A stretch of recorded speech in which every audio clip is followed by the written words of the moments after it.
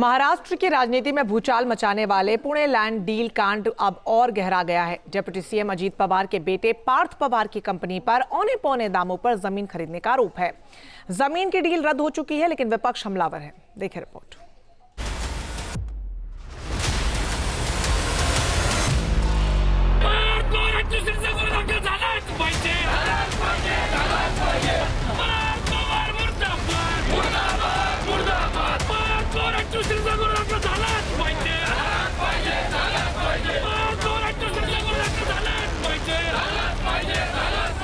पुणे के मुंडवा कोरेगांव पार्क इलाके की वो 40 एकड़ सरकारी जमीन जो महार वतन के तौर पर बॉटनिकल सर्वे ऑफ इंडिया को लीज पर दी गई थी, लेकिन ये जमीन विवादों से घिर गई है।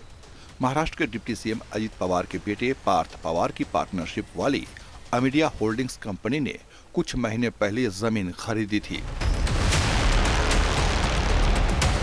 जमीन का यह सौदा 20 मई 2025 को हुआ था।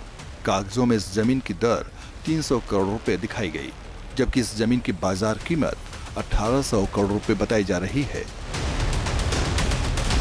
अजीत पवार के बेटे पार्थ पवार के अमीडिया कंपनी को जो जगह मिली है वो यही जगह है। आप देख सकते हैं ये जगह, और यहाँ केंद्र सरकार का एक प्रोजेक्ट है और बॉटनिकल गार्डन जो है वो यहाँ बनाया गया है। बड़े बड़े पेड़ लगे हैं और गेट जो है वो 3 दिनों से बंद है। और यहाँ से लेकर उस रास्ते तक आप देख सकते हैं कि 43 एकड़ ये ज़मीन है। 43 एकड़ ज़मीन जिसकी कीमत 1804 करोड़ रुपए है, उसकी कीमत 300 करोड़ बताई गई और स्टैम्प ड्यूटी जो है वो कम कर दी गई। उद्योग विभाग की आईटी प्रोजेक्ट की वजह से ये स्टैम्प ड्यूटी जो है वो बहुत कम कर दी गई और इस पर ही बवाल मचा है। मामला यहीं खत्म नहीं होता। 300 करोड़ में खरीदी गई जमीन के स्टाम्प ड्यूटी वसूलने में भी भारी गड़बड़ी की गई। जमीन पर आईटी पार्क के नाम पर महाराष्ट्र सरकार के उद्योग विभाग से सब्सिडी ली गई और ये कारनामा किया वहां के तहसीलदार ने। स्टाम्प ड्यूटी के तौर पर महज 500 रुपए लिए गए, जबकि स्टाम्प ड्यूटी की रकम 21 करोड़ रुपए बनती थी। दूसरी चौंकाने वाली बात सामने आई है वो ये है कि इस लेन देन में जो स्टैम्प ड्यूटी चुकाया गया वो करीब 21 करोड़ होना चाहिए था, लेकिन यहाँ पर सिर्फ 500 रुपए स्टैम्प ड्यूटी चुकाया गया है। इस मामले के सामने आने के बाद महाराष्ट्र में विपक्ष सरकार पर हमलावर है। सरकार पर भ्रष्टाचार के आरोप लग रहे हैं। जिस अमीडिया इंटरप्राइजेज पर ये पूरा घालमेल करने का आरोप है, उसमें अजीत पवार के बेटे पार्थ पवार का 99% शेयर है, जबकि 1% हिस्सा दिग्विजय पाटिल के नाम पर है। इसलिए विपक्ष ने इस मामले पर खूब हंगामा मचाना शुरू कर दिया।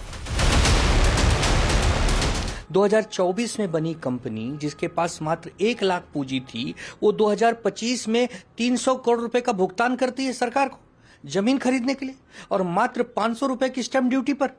शर्म आनी चाहिए अजीत दादा पवार को और पार्थ पवार को। लेकिन विवाद इतना भर ही नहीं, बल्कि कहानी तो अभी शुरू हुई है। जिस जमीन को औने पौने दामों पर खरीदने का आरोप लगा है, दरअसल वो महार वतन की जमीन है, यानी कि एक तरह से सरकार की जमीनें, जिन्हें ना तो कोई खरीद सकता है और ना ही बेच सकता है। वतनदारी यानी सेवा के बदले जमीन देने की प्रथा शिवाजी महाराज के शासन काल से शुरू हुई। ब्रिटिश काल में भी विरासत में जमीन देने की प्रथा जारी रही। साल 1820 के आसपास मुंडवा की जमीनें गायकवाड़ फैमिली को मिली। इन जमीनों की खरीद बिक्री नहीं की जा सकती थी, इसलिए इन्हें वतन या इनाम जमीन कहा गया। महाराष्ट्र जो राज्य बना, जो शिवाजी महाराज का स्वराज्य बना, वो स्वराज्य में शिवाजी महाराज ने सभी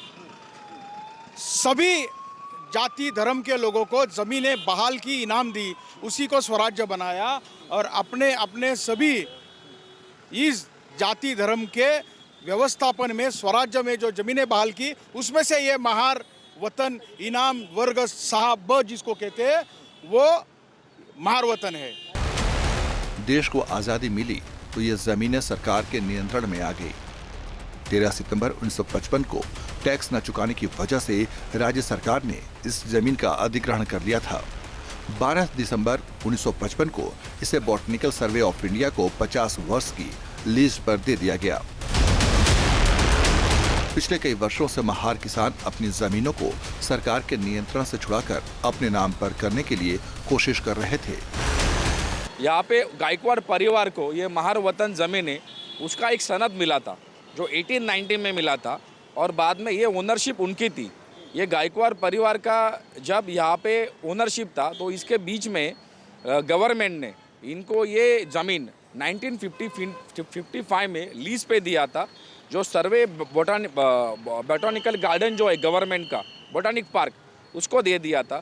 बाद में 2005 में इनका ये एग्रीमेंट ख़त्म हुआ तो गवर्नमेंट का ऐसा ये रूल था कि ये 2005 में ये ज़मीन वापस गायकवाड़ परिवार को देना चाहिए था।